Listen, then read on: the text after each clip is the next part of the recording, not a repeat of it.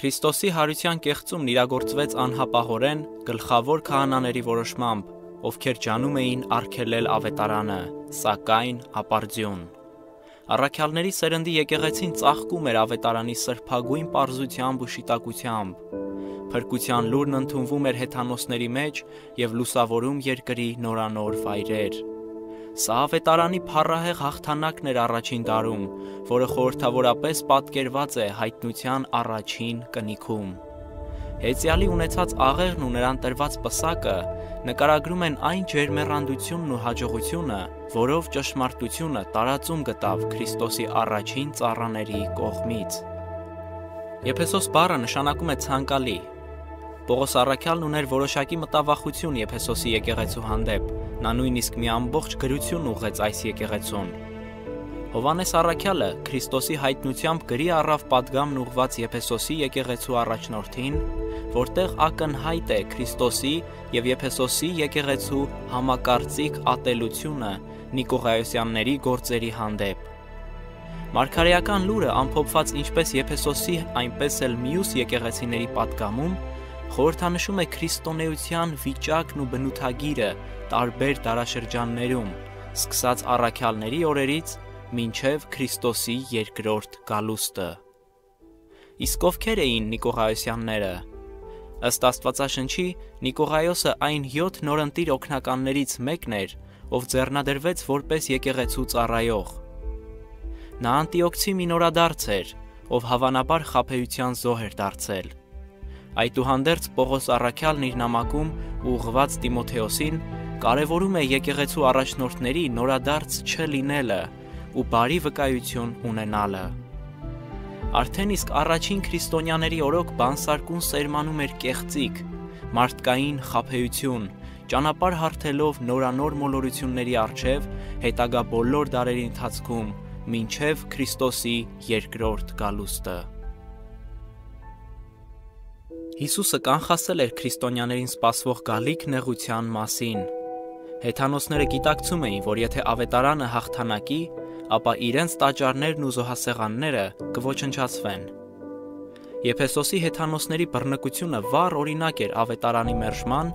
երբ Արտեմիս աստվածուհու քողի տակ շահասեր ժողովուրդը պաշտպանեց իր եկամուտի պիղծ աղբյուրը։ Աստիճանաբար սկսվեցին հավատացյալների նեղությունները, հատկապես երբ ատելության թույնով ոգեշնչվեց նաև Հռոմի կայսրությունը։ Ներոյի օրոք նահատակվեցին Պետրոս և Պողոս առաքյալները, հազարավոր անմեղ քրիստոնյաների հետ միասին։ Նրանց մեղադրում էին ամենաստոր հանցանքների մեջ և հայտարարում, որ հենց նրանք են մեծ աղետների, սովի, ժանտախտի ու երկրաշարժերի պատճառը։ Նրանք դատապարտվում էին որպես կայսրության խռովարարներ, կրոնի թշնամիներ և հասարակության վնասատուներ։ Սարսափելի էին այդ երկարատև տարիների հալածանքները, որոնք սակայն չէին վախեցնում Քրիստոսի նվիրյալներին։ Ընդհակառակը, նրանք գնալով քաջալերվում էին, նրանց հավատն ավելի էր զորանում, դրսևորելով հաստատակամություն Աստծո խոսքի հանդեպ։ Հոծ բազմություններ էին հավաքվում ամֆիթատրոններում տարբեր խավերից, դիտելու քրիստոնյաների դաժան սպանդը, որը ամբարիշտների տոնախմբության գլխավոր զվարճությունն էր։ Որքան մարտիրոսների թիվը շատանում էր, այնքան ավելի հեռուներն էր հասնում Աստծո փրկության լուրը։ Սատանան տեսնելով, որ անհնար է բռնության ուժով կասեցնել քրիստոնյաներին, գործեց խորամանկորեն, ձեռք բերելու այն, ինչն անհնար էր թվում։ Եկավ մի ժամանակ, երբ հալածանքը դադարեց և տեղի ունեցավ մի բան, որն անկանխատեսելի էր։ 312 թվականի հոկտեմբերի 27-ին Միլվյան կամուրջի ճակատամարտի նախօրեին Կոնստանտին առաջինը մի տեսիլք ունեցավ, որը նրան հավաստիացրեց իր հաղթանակի մասին քրիստոնեական Աստծո անունով։ Նա իր աչքերով տեսավ մի խաչանման պատկեր և մի գրություն, որում ասվում էր. «Այս նշանով կհաղթես»։ Խորհրդավոր այս իրադարձության մասին առկա է միայն մեկ վկայություն՝ պատմաբան Եվսեբիոս Կեսարացու եկեղեցական պատմություն աշխատությունում։ Ո՞վ էր արդյոք այդ տեսիլքի հեղինակը և ինչու այդ նշանը մուտք գործեց քրիստոնեություն։ 313-ին Հռոմի կայսր Կոնստանտինն ու Բյուզանդիայի համակայսր Լիցինիուսը կնքեցին Միլանի հրամանագիրը, ըստ որի քրիստոնյաների հալածանքը դադարեց Հռոմի կայսրությունում։ Կռապաշտությունը կեղծորեն ընդունեց քրիստոնեություն, որը ներխուժեց արքայական պալատներ, որտեղ Քրիստոսի խոնարհությանն ու պարզությանը փոխարինեցին հեթանոս քահանաների ցուցամոլությունն ու փառասիրությունը, իսկ Աստծո պատվիրաններին մարդկային ավանդույթները։ Հեթանոսությունը գրեթե աննկատելիորեն ներթափանցեց եկեղեցի, այնուհետև միավորվեց պետության հետ։ Այս պիղծ միաձուլումից ի հայտ եկավ անօրենության մարդը, որի մասին կանխասել էր Պողոս առաքյալը։ Հակաքրիստոսի ոգին, որի մասին գրել էր Հովհաննեսը, այժմ ակնհայտորեն հանդես էր գալիս քրիստոնեության քողի ներքո, կեղծելով առաքյալների ուսմունքը։ Քրիստոնյաներից շատերը նահանջելով հավատի պայքարում, որոշեցին փոխզիջել ուսմունքի որոշ սկզբունքներ հրապուրված աշխարհի գայթակղությամբ։ Վախով լցված նրանք լքեցին նեղուղին, պատճառաբանելով, թե իրենց միասնությունը կիսադարձ հեթանոսների հետ կնպաստեր կռապաշտների լիովին վերածննդին։ Սակայն տեղի ունեցավ ճիշտ հակառակը։ Նրանք ցածրացնելով Աստծո խոսքը իրենց կյանքում, ընդունեցին հեթանոսության գարշելի թթխմորը, որն ապականեց Քրիստոսի կրոնի մաքուր ու բարի պատկերը։ Այս ուխտադրուժները ժամանակ անց դարձան Քրիստոսի ազնվագույն հետևորդների լրջագույն թշնամիները, միանալով Հռոմի եպիսկոպոսին։ Դրան զուգահեռ 4-րդ դարում զարգանում էր անօրենության խորհուրդը, ձևավորելով մի նոր կրոնական համակարգ, որը պիտի բարձրացներ ինքն իրեն ամեն աստվածությունից վեր, մաշեցներ բարձրյալի սրբերին, հայհոյեր Աստծո անունն ու գահը երկնքում և մոլորեցնելով աշխարհը սատանայի ներգործությամբ ապստամբեր Քրիստոսի դեմ, մինչև փրկչի փառավոր գալուստը։ Հենց սա էր սատանայի աթոռը, որտեղ Հիսուսի անտիպաս հավատարիմ վկան սպանվեց։ Այդ օրերին Հռոմի կայսր Կոնստանտին առաջինը,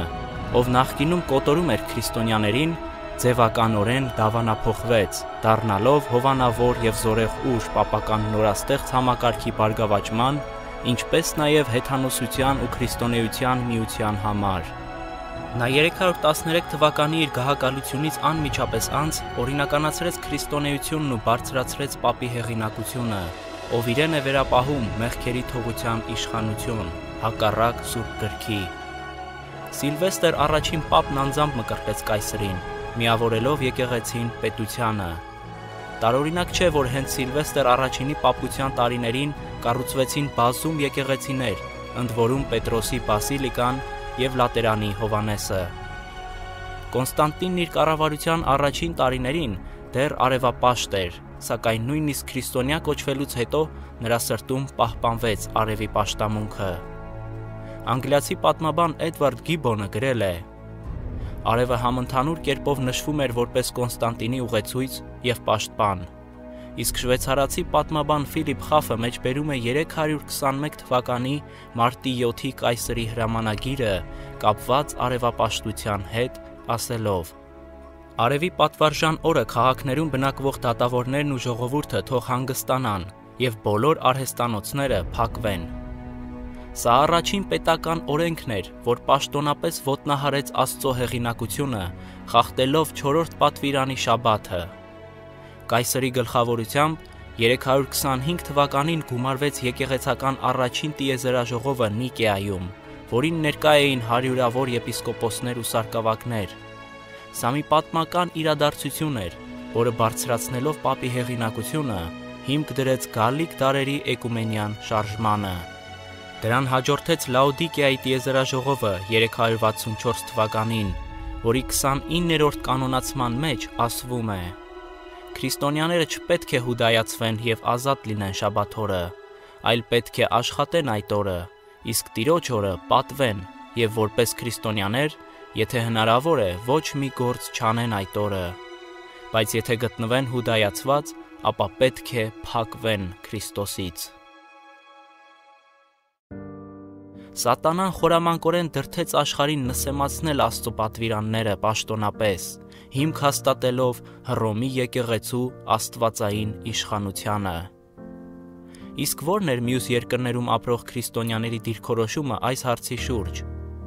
Պատմական էջերում պահպանված են վառ վկայություններ քրիստոնեական վաղ ժամանակաշրջանի հավատի մասին։ Շոտլանդացի աստվածաբան Claudius Buchanan գրել է. Հայոց եկեղեցու պատմությունը շատ հետաքրքիր է։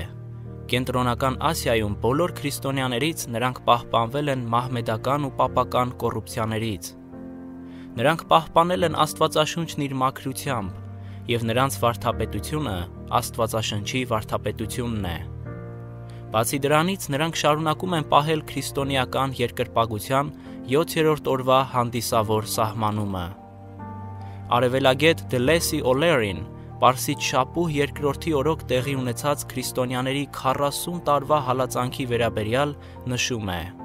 Նրանք արհամարհում են մեր արևի Աստծուն։ Միթե զրադաշտը մեր աստվածային համոզմունքների սրբազան հիմնադիրը 1000 տարի առաջ չհաստատեց կիրակին ի պատիվ արևի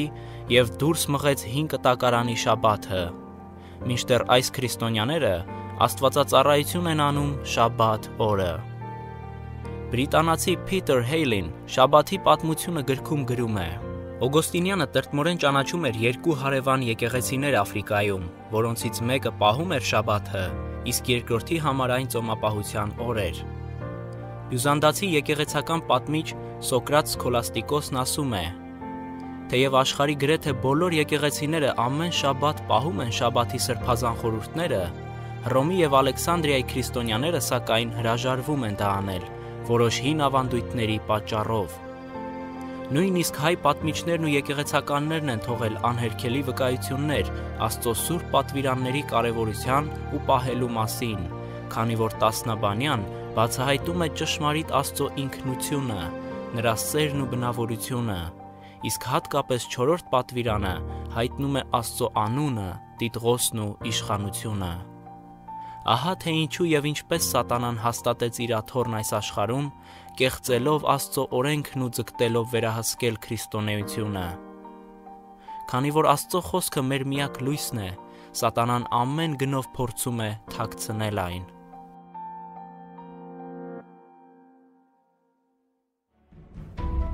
Կոնստանտինի օրերում զարգանում էր մի նոր մոլորություն՝ Ալեքսանդրիացի Արիուսի միջոցով։ Արիանիզմը հակասում էր Սուրբ Գրքի անարատ ուսմունքին, համարելով Հիսուսին որպես առաջին արարած։ Այս խեղաթյուրված գաղափարի շնորհիվ բանսարկուին հաջողվեց ստեղծել հազարավոր աղանդներ ու կրոններ ընդդեմ Քրիստոսի ավետարանի։ Սա մի դիվական ուսմունք էր, որը նսեմացնում էր փրկության ծրագիրը։ 476 թվականի սեպտեմբերի 4-ին բարբարոս հերուլների առաջնորդ Ֆլավիուս Օդոակրը, ով դարձավ Իտալիայի առաջին թագավորը, գահընկեց արեց Հռոմի վերջին կայսրին Ռոմուլուս Ագուստուլուսին, որից հետո կայսրությունը քայքայվեց։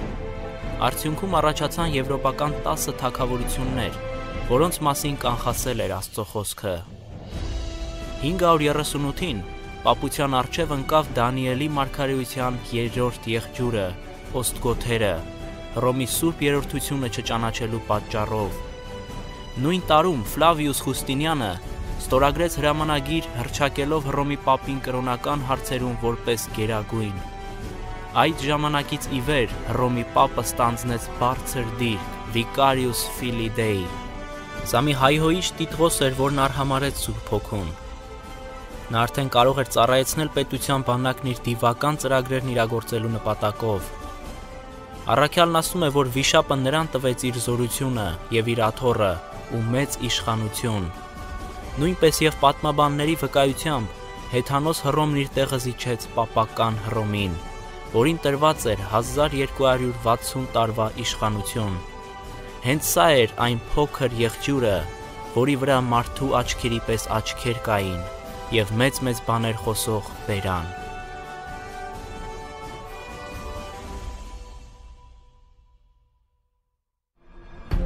Հռոմի եկեղեցին որդեգրեց կուռքերի երկրպագությունը Տասնաբանյայից բացարձակորեն ջնջելով երկրորդ պատվիրանը, իսկ 10-րդը բաժանեց երկու մասի, պահպանելով պատվիրանների քանակը։ 7-րդ դարում կաթոլիկ եկեղեցին Եփեսոսում ճանաչեց Հիսուսի մայր Մարիամին որպես Աստվածամայր։ Եփեսոսը համարվում էր Արտեմիս կամ Դիանա աստվածուհու տաճարի բնակավայրը, որն ավելի հայտնի էր երկնքի թագուհի տիտղոսով։ Հետաքրքրական է, որ ըստ այս պղծության Դիանան ուներ մի որդի,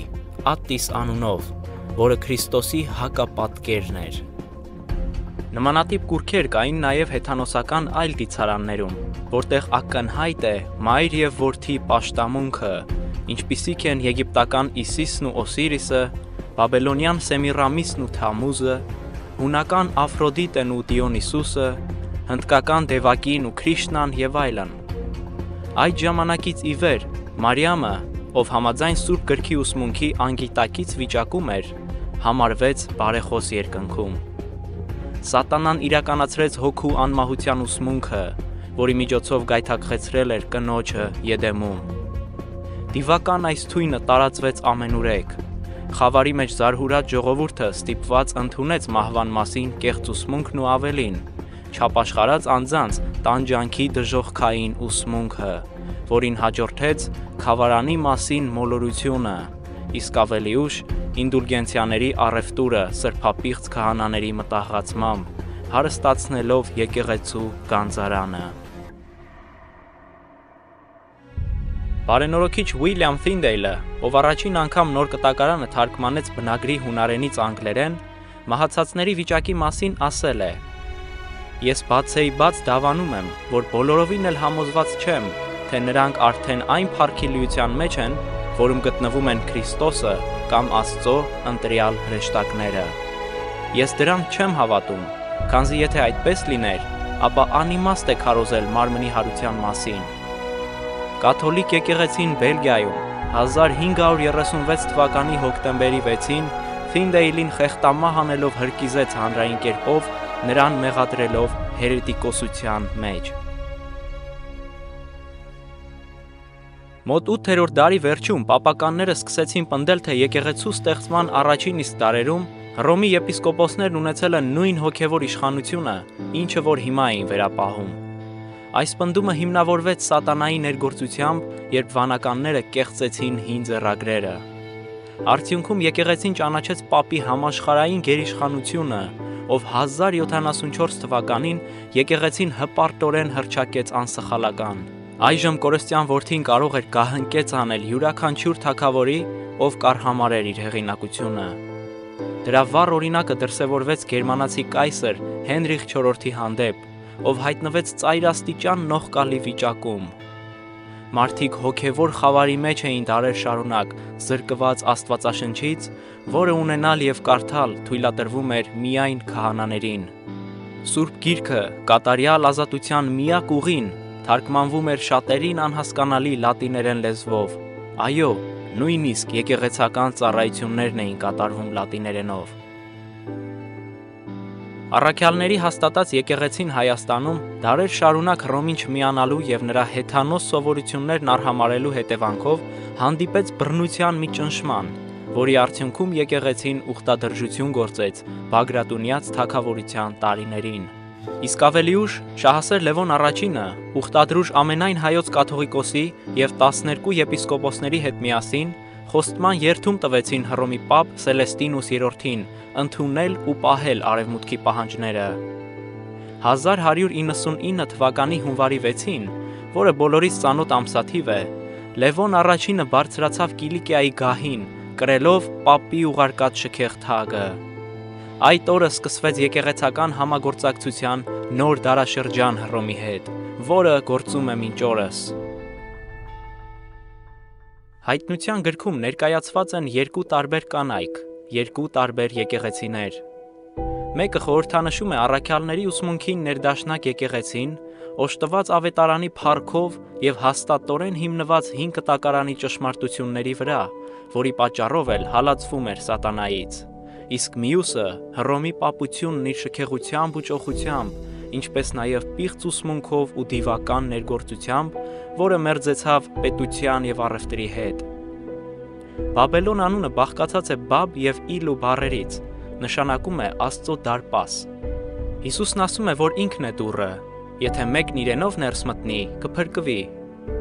Հակաքրիստոսյան այս եկեղեցին, որ մեծ քաղաքն է նստած 7 լեռների վրա, ունի դստրեր, որոնք պոռնիկներն ու երկրի պղծություններն են։ Ավելի կոնկրետ, Հռոմի դստրերը կրոնական այն կառույցներն ու եկեղեցիներն են, ովքեր հարում են պապության ուսմունքն ու ավանդույթները եւ հետևում նրա օրինակին, փոխզիջելով Աստծո խոսքը։ Բանսարկուն Եդեմում հանդես եկավ քողարկված կերպով, օձի միջոցով, որը նախքան փորի վրա սողելը հմայիչ արարած էր։ Եթե չարը երևար իր իսկական էությամբ, նա անմիջապես ետ կմղվեր, քանի որ մեր նախածնողները զգուշացված էին այդ վտանգավոր թշնամու մասին։ Հետևաբար նրա ձեռագիրը պետք է որ նույնը լիներ հիմա ևս, ինչպես Եդեմում։ Նրա կերպարանքը պետք է հմայեր աշխարհին, կլանելով մարդկության միտքը։ Կեղծ գիտությունը, որով կինը հրապուրվեց, այժմ վերածվել էր կուլտերի, որոնց մայրը Բաբելոնն էր, այսինքն Հռոմի պապությունը։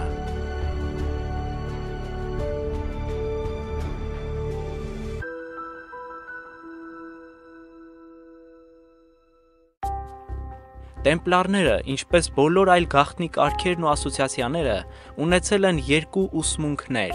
մեկը ծածուկ և վարդապետների համար վերապահված, որը հովանեսիզմն էր, մյուսը հանրային, որը կաթոլիսիզմն էր։ Մասոնական ամեն մի որջը համարվում է կրոնական տաճար, որի ուսմունքները կրոնական ուսուցում են։ Կաբալիզմն ու գնոստիցիզմը համարվում են մասոնության կրոնն ու փիլիսոփայությունը։ Գնոստիցիզմը քրիստոնեության խեղաթյուրված ձևն է, որը ծագեց եկեղեցուց երկրորդ դարում։ Թաքնված գիտելիքը, որ գնոստիկականները առ այսօր պնդում են ունեն, պարզապես Սուրբ գրքի ճշմարտությունն է շրջված վիճակում։ Կաբալան հրեական առեղծվածային ուսմունքների հավաքածու է։ Այս դոկտրինաներից որոշները հիմնված են 5 կտակարանի վրա։ Կաբալիզմը այլևս ոչ միայն հրեական է, այլ նաև դրված է որպես հիմք նյուեյջական խմբերի և մի շարք քողարկված կարգերի համար։ Օկուլտիզմ բառը ինքնին նշանակում է թաքնված գիտություն։ Լուցիֆերյան յուրաքանչյուր կուլտ, ներառյալ ռոզիկրացիները, ալքիմիկոսները և տեմպլար ասպետները, ողողված են խորհրդավոր նշաններով, որոնք հանդիպում են նույն ոգով ներշնչված ամենատարբեր դավանանքներում և ուսմունքներում, նույնիսկ ներկայիս բողոքականության մեջ։ Սիրելի բարեկամ, մեղքի հեղինակը մղում է նույն պայքարը հանուն քո մտքի նվաճման, նույն նպատակով իր անկումից ի վեր, նույն կերպով, ինչպես Եդեմում, սակայն էլ ավելի քողարկված մարդկային փիլիսոփայության ու կրոնական ավանդույթների ետևում, ձգտելով կատարելապես վերահսկել թե քեզ և թե աշխարհի կառավարման համակարգը առանց խղճի ազատության։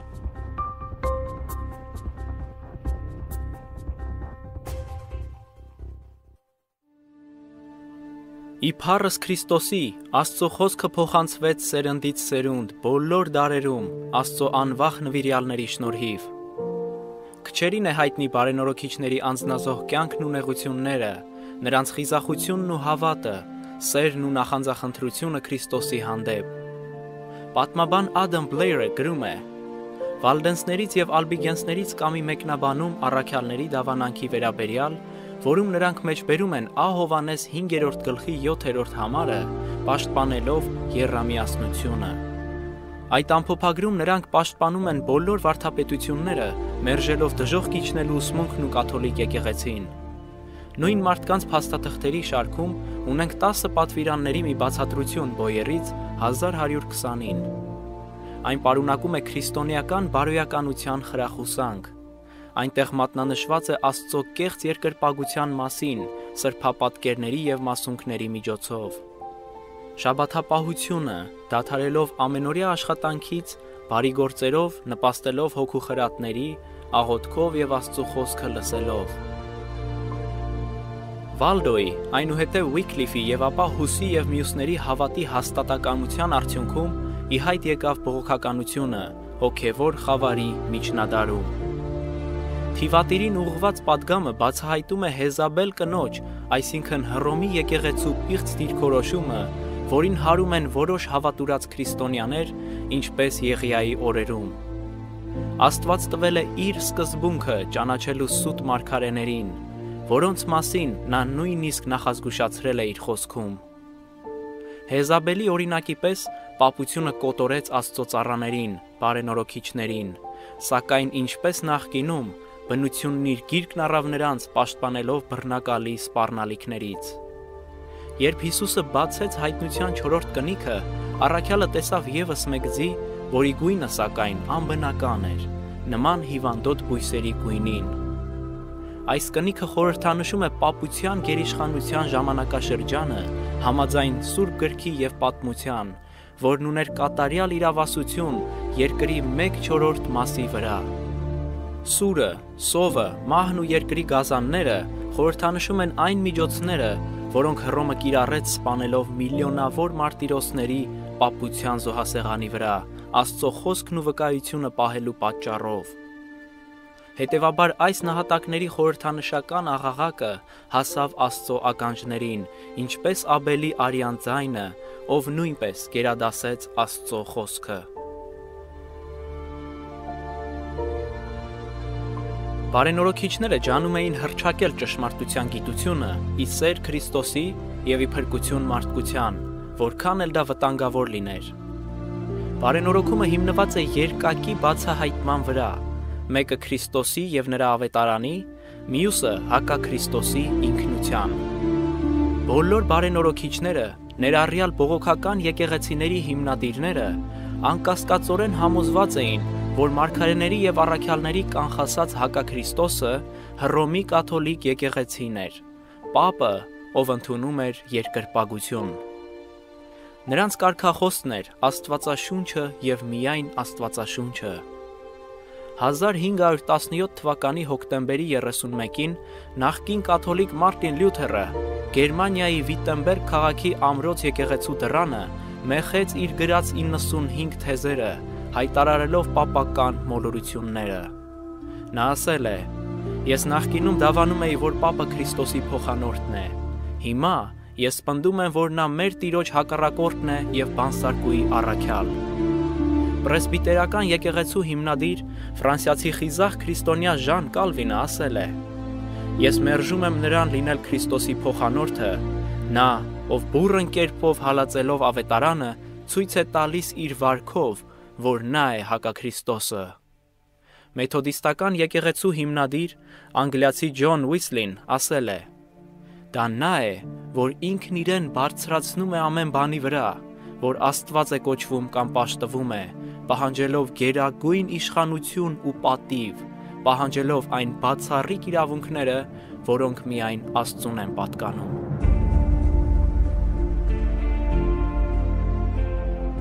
Լյութերի օրերում բողոքական բարենորոքումը ծաղկում էր, ավետարանի բույրը տարածելով ամբողջ Եվրոպայում։ Բարենորոքիչները մերկացնում էին պապի դիմակը, քարոզելով ճշմարտությունն ամենուրեք։ Գործի էր դրվել պատճենահանող սարքը, որի միջոցով Աստվածաշունչը հասանելի դարձավ շատերին։ Այս հաղթանակներին հաջորդեց մի սոսկալի ընդդիմություն, որի ազդեցությունը ծայրաստիճան դաժան ու զարհուրելի էր։ Իսպանացի նախկին ձիավար Իգնացիուս Լոյոլան 1534 թվականի օգոստոսի 15-ին ստեղծեց ճիզվիտների կարգը մի քանի համախոհների հետ միասին, որը 1540-ին պաշտոնապես հաստատվեց Պողոս III պապի կողմից։ Լոյոլան 1521-ի Պամփլոնայի ճակատամարտում վիրավորվել էր ու վերականգնման ընթացքում հոգևորապես փոխվել։ Այժմ նա մտադիր էր զուգակցել ռազմական ուժը կրոնի հետ, ձգտելով փառքի և իշխանության ի օգուտ կաթոլիկ եկեղեցու։ Ճիզվիտներն իրենց վաղ փուլերում վերակազմակերպեցին Հռոմի բանկը, այնուհետև անխիղճ կերպով իրենց ձեռքն առան կրթության ոլորտը։ Կառավարելով դպրոցները, համալսարաններն ու այլ ուսումնական հաստատություններ, նրանց հաջողվեց փոփոխում մտցնել ուսման մեջ ի օգուտ եկեղեցու։ Նրանք երդում էին տվել պապին, իրենց Աստծուն, եկեղեցու զորությամբ կործանել ամեն մի իշխանություն, ոչնչացնել ամեն մի թագավորի, ով կըմբոստանար Հռոմի պապին։ Նրանց երդման մեջ շեշտվում է պապի թշնամիների, բարենորոքիչների չեզոքացումը։ Բողոքականությունը հայտարարվեց հերձվածողություն, իսկ պապին չհնազանդվողները հերետիկոսներ, որոնց սպասվում էր սատանայական մտահղացման գլուխգործոցային պատժամիջոցներ։ Ամերիկացի գրող Ջոզայա Սթրոնգն ասում է. «Կաթոլիկ եկեղեցու յուրաքանչյուր կարդինալ, արքեպիսկոպոս եւ էպիսկոպոս հավատարմության երդում է տալիս պապին, որում ասվում են հետեւյալ խոսքերը. Ես պարտավորվում եմ իմ ողջ ուժերով հալածել եւ կործանել հերետիկոսներին, անջատողականներին ու մեր Տիրոջ, պապի կամ նրա հետևորդների դեմ ապստամբողներին»։ 1551 թվականին Լոյոլան հիմնադրեց ճիզվիտների առաջին համալսարանը Pontificia Universitas Grigoriana անվամբ, ի պատիվ Գրիգորի 13-րդ պապի, ով 1582-ի հոկտեմբերի 4-ին փոփոխեց օրացույցի համակարգը, որտեղից էլ հայտնի է ներկայիս Գրիգորյան անվանումը։ Հռոմի վերակազմակերպված բանկը սկսեց ճյուղավորվել ու բացվեցին նոր գրասենյակներ Եվրոպայում։ 1587-ին Վենեցիայում, 1609-ին Վիսել բանկն Ամստերդամում, իսկ 1694-ին Անգլիայի բանկը,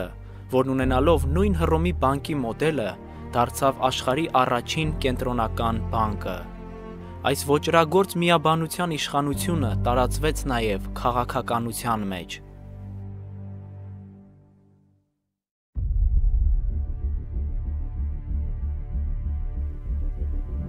Ահա մի քանի վկայություններ անվանի մարդկանց կողմից ճիզվիտների միաբանության վերաբերյալ։ Նրանք կաթոլիկներից ամենաստորն են, հավատաքննիչները, ճիզվիտները։ Նրանք պարզապես հռոմեական բանակ են աշխարհի երկրային գերիշխանության համար ապագայում Հռոմի պապի հետ միասին որպես կայսր։ Ճիզվիտները ռազմական կազմակերպություն են, այլ ոչ թե կրոնական կարգ։ Նրանց ղեկավարը բանակի գեներալ է, այլ ոչ թե վանական հայր։ Այս կազմակերպության նպատակը իշխանություն է,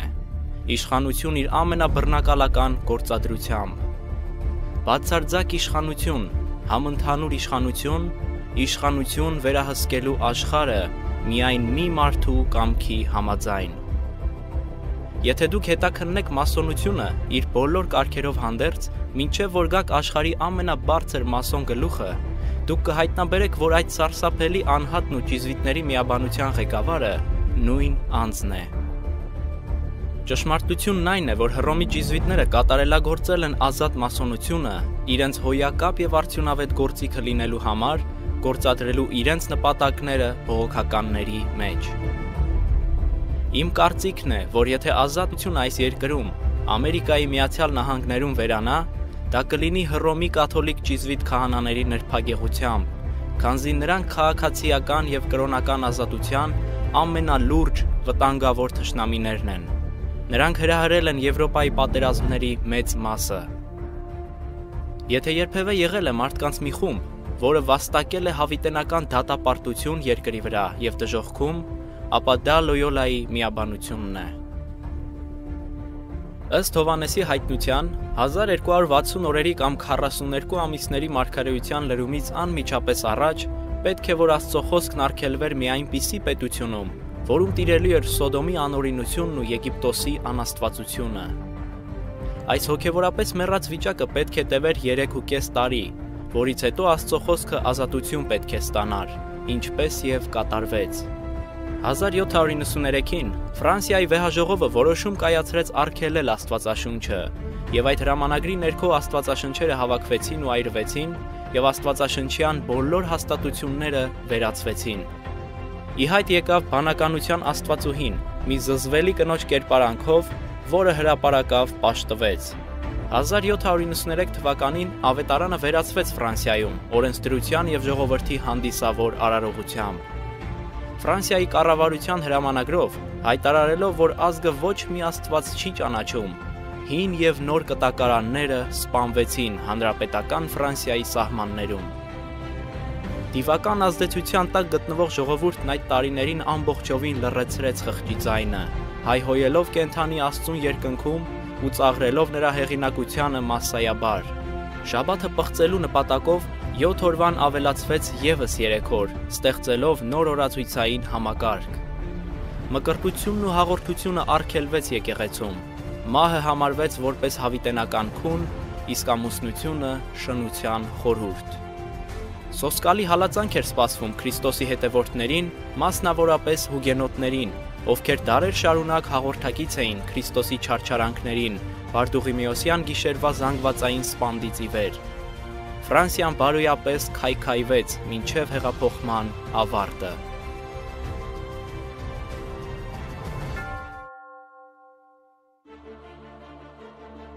Երբ 1797 թվականին Հռոմի Պապ Պիոս 6-րդը ծանր հիվանդացավ, Նապոլեոնը կարգադրեց, որ նրա մահվան դեպքում ոչ մի իրավահաջորդ չպետք է ընտրվի նրա պաշտոնին և որ պապությունը պետք է դադարեցվի։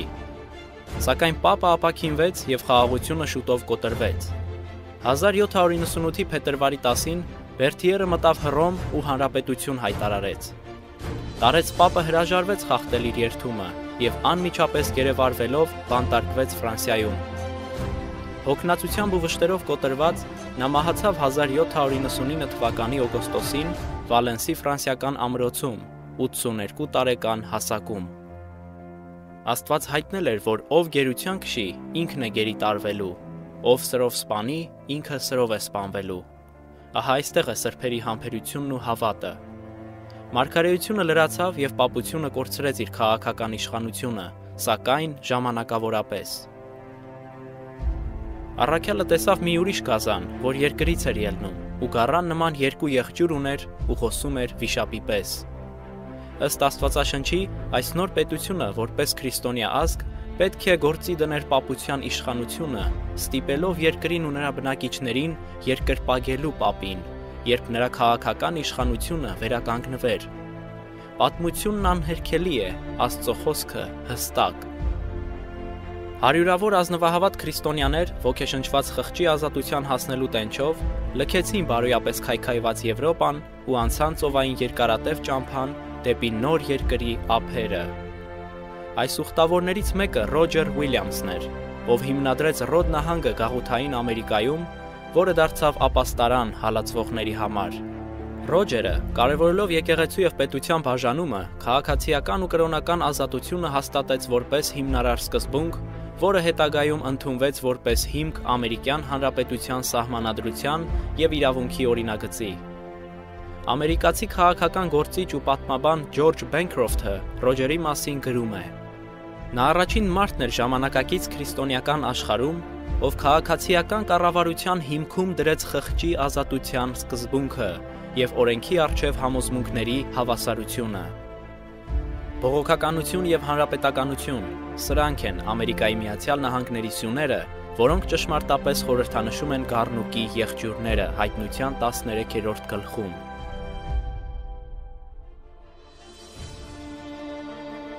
Սակայն գիրքը հայտնում է վերջին օրերի մասին, երբ այդ նույն Ամերիկան պետք է ոտնահարի Աստծո օրենքը ընկած կամ ուխտադրուժ բողոքականության վերահսկման ներքո, պարտադրելով ամենքին հնազանդվել պապության իշխանությանը, պետության օրենքների միջոցով։ Գիրքը նույնիսկ հայտնում է այդ հակաքրիստոսյան իշխանության նշանի մասին, այսինքն 666 թվի։ Որքանով է 666-ը կապված հակաքրիստոսի հետ և որն է Հռոմի եկեղեցու իշխանության նշանը, որը մարդու թիվ է։ Այն, ինչի մասին հիմա կիմանաք, մեջբերված է Հռոմի կաթոլիկ եկեղեցու աղբյուրներից։ Կիրակին մեր իշխանության նշանն է, եկեղեցին բարձր է Աստվածաշնչից և շաբաթապահության տեղափոխումը ապացույցն է այդ փաստի։ Դա կաթոլիկ եկեղեցին էր, որ տեղափոխեց այս հանգիստը կիրակի օրվան ի հիշատակ մեր Տիրոջ հարության։ Հետևաբար բողոքականների կիրակի պահելը հարգանք է կաթոլիկ եկեղեցու իշխանությանը։ Անշուշտ կաթոլիկ եկեղեցին պնդում է, որ փոփոխումը նրա գործն է, և այդ գործը նրա եկեղեցական իշխանության նշանն է կրոնական հարցերում։ Եկեղեցին փոխեց պահումը շաբաթից կիրակիին, Հիսուս Քրիստոսից նրան տրված աստվածային անսխալական իշխանության իրավունքով։ Պապական ուժերը նույնպես մուտք գործեցին նոր երկիր, ձգտելով հաստատել եկեղեցու գերիշխանությունն ու նվաճել բողոքականությունը։ Ջիզվիտներին հաջողվել էր ձեռք բերել մի նոր ուժ, քողարկված մի դիվական համակարգ աշխարհը վերահսկելու նպատակով։ 1700-ականներին ստեղծվել ու լայն տարածում էր գտել ազատ մասոնությունը կամ լուսավորողները, որի գործերն էին լինելու մարքսիզմը, եվրոպական ու ամերիկյան գաղտնի քաղաքական միաբանությունները, միջազգային բանկային էլիտան, եկեղեցու համաշխարհային խորհուրդը, թեոսոֆիան միաբանությունները, նոր դարաշրջան կրոնական շարժումը և աշխարհի տարբեր գաղտնի կուլտեր ու ասոցիացիաներ։ Շոտլանդական ծիսակարգի գերագույն հրամանատար, Ku Klux Klan տերորիստական կազմակերպության գլխավոր առաջնորդ, համընդհանուր ազատ մասոնության բարձրագույն քահանայապետ, բարոյություններ ու դավանանք գրքի հեղինակ Ալբերտ Փայկը մասոնության իր Աստծո մասին գրել է. Լյուցիֆերը, ճշմարիտ լույս կրողը, տարօրինակ ու խորհրդավոր մի անուն տալու խավարի ոգուն։ Լյուցիֆեր, առավոտի որդի, այդ նա է, ով լույսն է կրում, և իր շքեղության անհանդուրժողականությամբ կուրացնում է թույլերին, զգայուն կամ եսասեր հոգիներին, չեմ կասկածում։ Ինչպիսի հրեշավոր պայքար երկնքի դեմ, հանուն իմ և քո ընտրության։ Միայն Քրիստոսի հավատը պահողները կարող են պաշտպանվել դիվական մոլորություններից, գիտակցելով մեծագույն խաբկանքի և Քրիստոսի վարդապետության մասին։ Առաքյալի հորդորը ուղղված է ինձ և քեզ։ Քրիստոսն ինքն էլ հետին օրերի վերաբերյալ մեզ հայտնում է, որ իր փառավոր գալուստից առաջ պետք է զգուշանալ խաբեությունից։ Նա սակայն հայտնում է նաև այլ նշանների մասին, որոնցից մի քանիսի վերաբերյալ կան զարմանահրաշ փաստեր։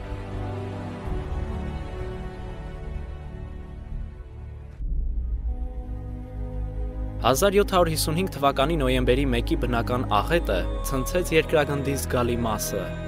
Այդ օրը, երբ ավանդապաշտ ժողովուրդը Լիսաբոնում տոնում էր բոլոր սրբերի օրվա ծեսը, տեղի ունեցավ մարդկության պատմության խոշորագույն երկրաշարժը։ Պատմաբան Ռոբերտ Սիերսն իր գրքում ասում է. 1755-ի մեծ երկրաշարժը տարածվել է առնվազն 4 միլիոն քառակուսի մղոն տարածության վրա։ Այս երկրաշարժն Աֆրիկայում զգացվեց գրեթե նույնքան լրջորեն, որքան Եվրոպայում։ Ալժիրի մայրաքաղաքի մեծ մասը կործանվեց։ Լիսաբոն քաղաքը երկրաշարժից առաջ ուներ 150,000 բնակչություն։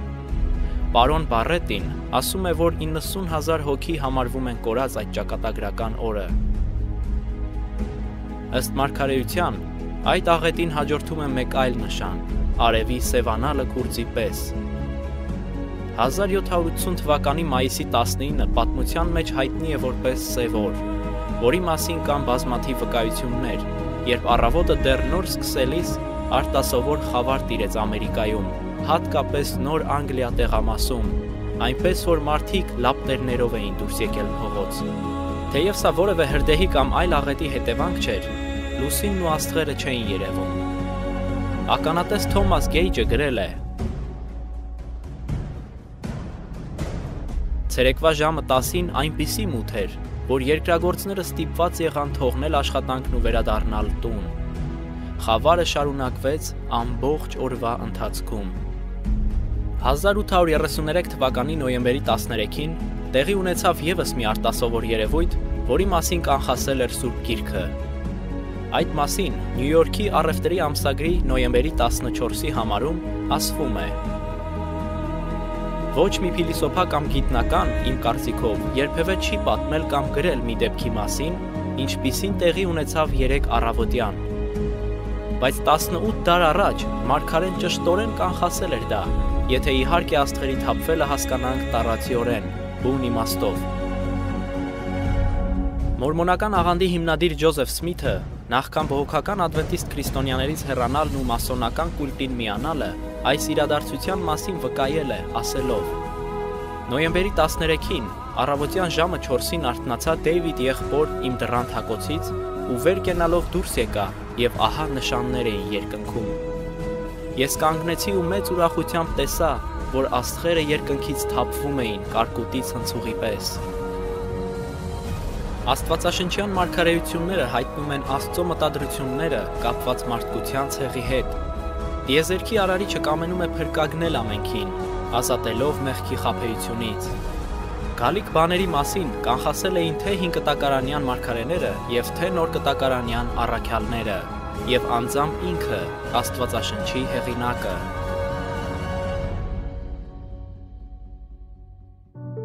1844 թվականին լրացավ Սուրբ Գրքի կարևորագույն ու երկարատև մարգարեությունը, կապված ժամանակագրության հետ, այսինքն 2300 մարգարեական օրերը կանխասված Դանիելի գրքում։ Ինչ էր սպասվում այժմ։ Եվ ովքեր էին Քրիստոսին սպասողները պատմության այս ժամանակահատվածում։